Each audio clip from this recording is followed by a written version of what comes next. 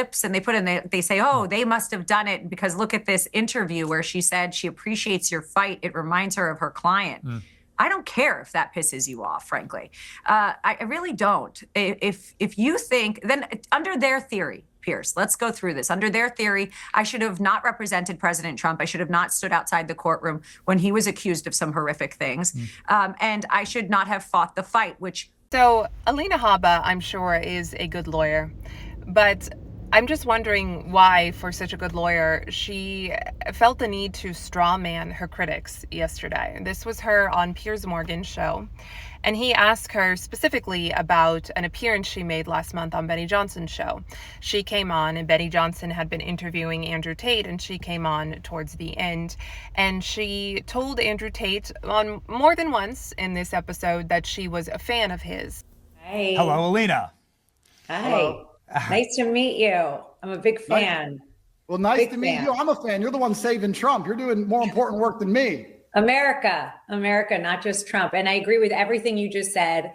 And she also positively compared Andrew Tate to Donald Trump and suggested that they were both martyrs who had suffered political persecution and never backed down. And she also said she didn't know the facts of Andrew's case, which I thought was pretty interesting. It's a disgrace what they're doing. Obviously I don't know the facts of your case, but I know that they probably wouldn't be happening if you were not yourself. And that's very similar to my client. And just you're fighting. And at the time, a lot of conservatives were upset at this. And the fascinating thing has been that both Benny Johnson and Alina Habba have both attempted to strawman their critics. Benny Johnson suggested that people were upset at him for platforming Andrew Tate, and he suggested that was hypocritical because we're the side that's for free speech, right? So we should be for free speech.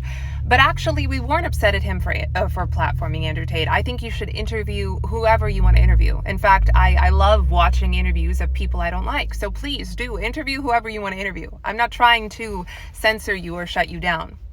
But the issue I had with Benny Johnson was that he's a family man. He says that his family is the best thing that's ever happened to him. He encourages young people at, say, Turning Point events to get married and have families. And yet he sat down with Andrew Tate virtually, and he didn't ask him a single hard-hitting question. He didn't ask him a single question about either his past or the fact that he claims to have multiple baby mamas and proudly, the fact that he encourages men to have multiple baby mamas, the fact that he does that in real time, in present day. That is Andrew Tate. And he didn't ask him a thing about any of that. There are plenty of hard-hitting questions that someone could ask Andrew Tate. And so my beef was that if you're going to platform this man, if you're going to interview him, why not interview him honestly? Why not ask him some hard-hitting questions? And you don't need to be on the offensive. You don't need to be attacking him, but why not just ask him the questions? And the issues that conservatives had with Alina Habba's appearance in this is that she told him she was a fan. And I don't know why any prominent conservative would be a fan of Andrew Tate's. Andrew Tate isn't a conservative. Yeah, he might be for Donald Trump, maybe. I don't know. He could just be saying that to get close to the Trump family. And sure, he's not a crazy woke liberal, but that doesn't mean he's a conservative.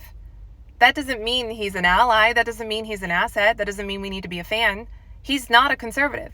He actively promotes degenerate, anti-conservative values and behavior and rhetoric. He is literally encouraging men to collect baby mamas like Happy Meals. He is against a mother and a father raising their children in their home in a loving, monogamous marriage. He encourages men to use women and to make women fall in love with them and to manipulate women. That's not conservative. In fact, he calls any man who's faithful to one woman, faithful to his wife and the mother of his children, he calls them betas. That's not conservative. That's not what's going to save this country.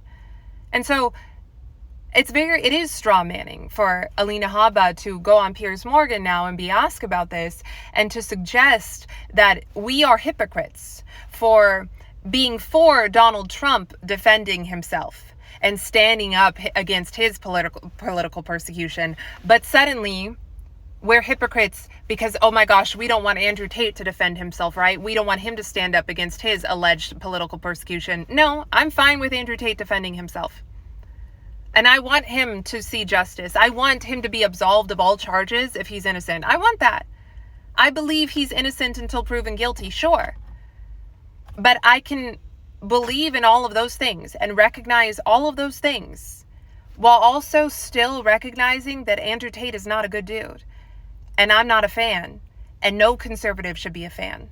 Andrew Tate might be a really bad dude. He might not be a criminal, but he might just be a really bad dude. He's definitely a misguided dude. Definitely a dude who needs to find God. I can want for everyone, from Donald Trump to Andrew Tate to Joe Schmo, to get the justice that they deserve, while also still recognizing that that doesn't mean that I'm necessarily a fan of yours. That you might not necessarily be someone that I should be promoting. Just because I want you to see your day in court doesn't mean that suddenly we're all on the same team. Because we're not. Andrew Tate is not on our team.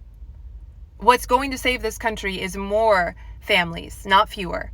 More strong families, more fathers in the home, not fewer.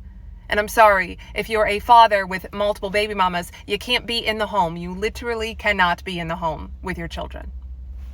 On top of that, there's no comparison between Andrew Tate and Donald Trump. In Donald Trump's case, legitimately charges were manufactured just to go against him. Legitimately, in Donald Trump's case, it was show me the man and I'll show you the crime. Misdemeanors were turned into felonies for Donald Trump. It was unprecedented that anyone would go after a former president as it was. That's not the situation in Andrew Tate's case, and I'm not saying that Andrew Tate is guilty. I'm just saying not comparable situations. On top of that, Donald Trump is not out here encouraging men to have multiple baby mamas or to use women. He's not out here calling men betas if they are faithful to their wives. So again, not a comparable situation. On top of that, Donald Trump was running for president. You had to make a choice between him and Kamala, or you could vote third party or sit it out. But Andrew Tate is not running to be your president. You don't have to choose him as the lesser of two evils or abstain altogether. You could just say, not a good dude, I'm not a fan. And it doesn't mean you think he's a criminal. It doesn't mean you're condemning him as guilty. It just means you're not a fan. You recognize that he's bad for the conservative movement. He's a cancer to the conservative movement. So again, it's not the same thing. It's not comparable at all. And I don't know. I'm disappointed in both of these two prominent conservatives that they couldn't just honestly recognize the critiques against them and address them. Why not? Because if you're sitting there straw-manning the people who are critiquing this, then clearly you actually don't have a defense. You're not hearing what we're actually saying and defending yourself appropriately. You're making up arguments that we didn't actually make. And it's sad.